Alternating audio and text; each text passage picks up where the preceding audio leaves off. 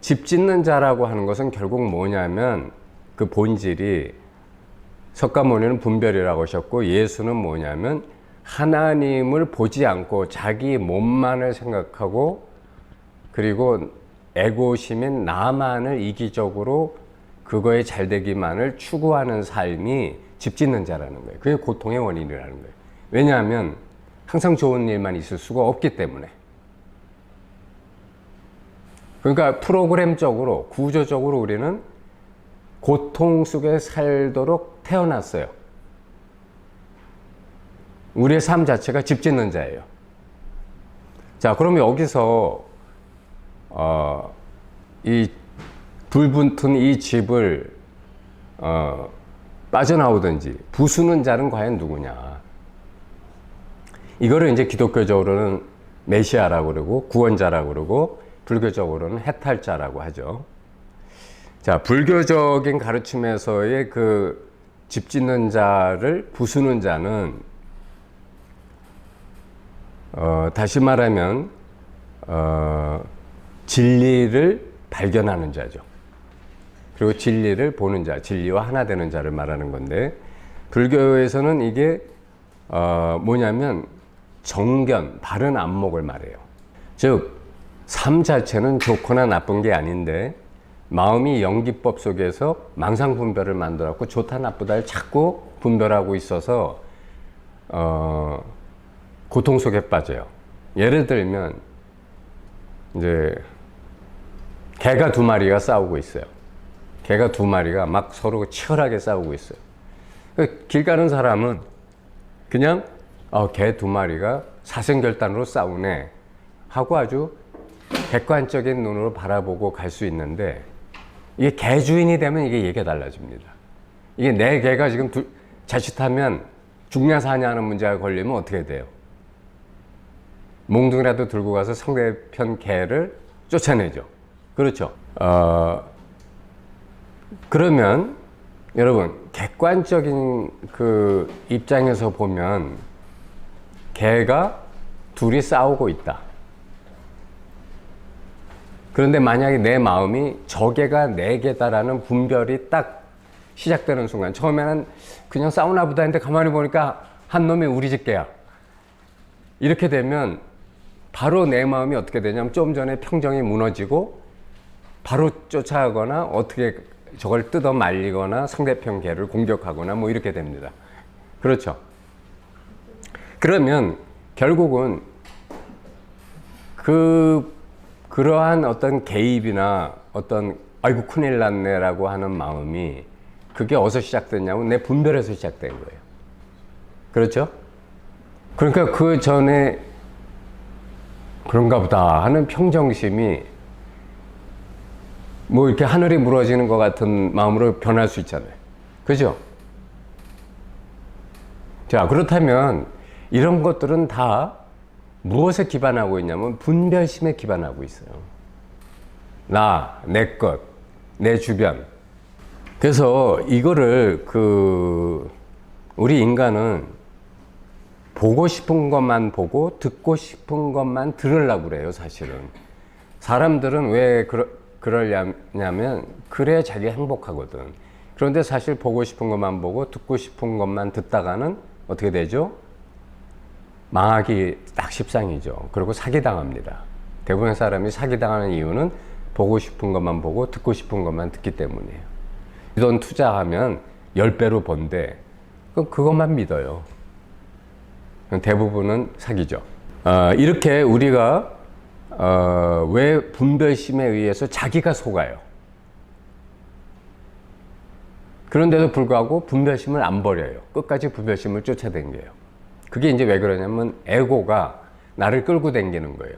내가 더 잘 돼야 되는데, 더 돈 벌어야 되는데, 더 행복해야 되는데, 더 좋은 걸 누려야 되는데. 그런데 문제는 이게 바로 고통의 근원이라는 거예요. 왜냐하면 분별은 반드시 좋고 나쁜 것이 같이 댕긴다고 내가 했잖아요. 좋은 것만 누릴 수가 없어요. 그렇다면 이 프로그램에서 벗어나는 길은 명백해졌어요. 뭘까요? 좋고 나쁘다고 내가 판단 분별하는 이 마음의 본질을 보는 거예요. 이게 과연 좋고 나쁘다는 게 뭔가? 누가 지금 이 짓을 하고 있나? 이거를 철저하게 보는 거예요. 그 마음이 그렇게 일어난 생각, 충동, 감정, 느낌을 무작정 쫓아가는 게 아니고 그 마음을 돌이켜 보는 거예요. 이제 이거를 부처님은 팔정도에서 첫 번째 정견이라고 말씀하셨어요.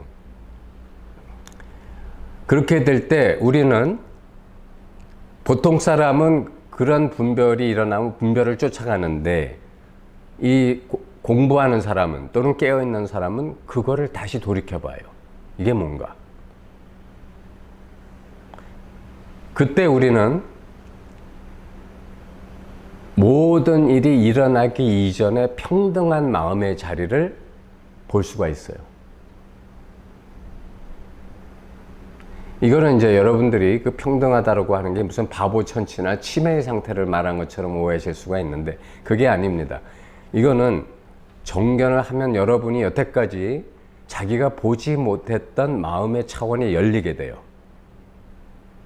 여태까지는 우리는 흑백 논리 속에 살았는데 흑백의 본질이 뭔지를 보게 된다고요. 흑이라고 하는 게 별게 아니고 그냥 내가 까맣다고 인식한 의식작용이고 백이라고 하는 건 하얗다고 인식한 의식작용에 불과하다.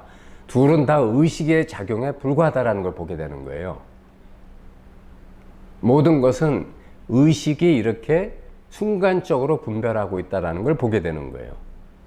그러니까 매 순간 의식이 휘까닥 하는 것을 보게 돼요.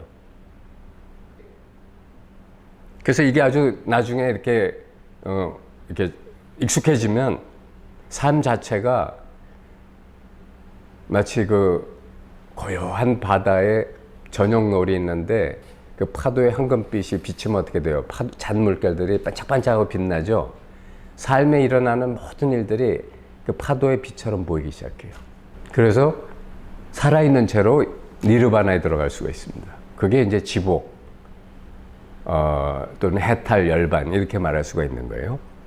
그래서 이 일어나는 모든 일들을 다 압니다. 왜 저 무슨 슬픈 일이란 걸 모르겠어요. 다 알죠. 아는데 더 본질을 보는 거예요. 슬픈 감정에 빠져서 아이구나 하는 게 아니라 슬픈 감정도 알지만 그 뿌리를 보는 거예요. 뿌리에는 뭐가 있냐면 순수하고 맑고 투명한 의식이 있어요. 그게 살아서 활동하고 있는 거예요. 그걸 보는 거예요. 자, 그렇게 되면 여러분은 자기란 존재의 근원을 볼 수가 있어요. 여러분의 존재의 근원은 뭐냐면 의식이에요. 여러분은 의식 없이 뭘 인식할 수가 없어요. 제가 이렇게 하면 이 순간 여러분 의식이 어디 있어요? 이 막대기도 의식이죠. 의식 위에 막대기란 이름이 분별이 붙은 거예요. 의식 없이 이게 막대기라는 걸 어떻게 알아요? 그죠? 그 다음에 이게 이렇게 움직이는 것도 의식이에요. 그렇죠? 이 막대기를 분별하기 위해서 막대기의 배경에 있는 이 허공, 이것도 의식이에요. 그렇죠? 그러고 보니까 의식이 아닌 게 없어요. 전부 다 의식이에요. 그죠? 그런데 여러분, 이 의식은 어디에 기반을 두고 있어요? 여러분의 생명 없이는 의식은 있을 수가 없어요. 생명 활동이 의식이에요. 그렇죠? 여러분이 이 세상에 태어났다는 것 자체가 생명 활동이에요. 그죠? 그러니까 여러분의 근원은 여러분이 아는 말로 제일 가까이 하면 생명이에요. 그런데 여러분이 아는 생명이란 건 여러분은 무엇으로 알고 있냐면 생각과 느낌으로 알고 있는 거예요. 진짜 진리적 생명은 그걸 넘어서 있어요. 그걸 보는 게 깨달음이에요.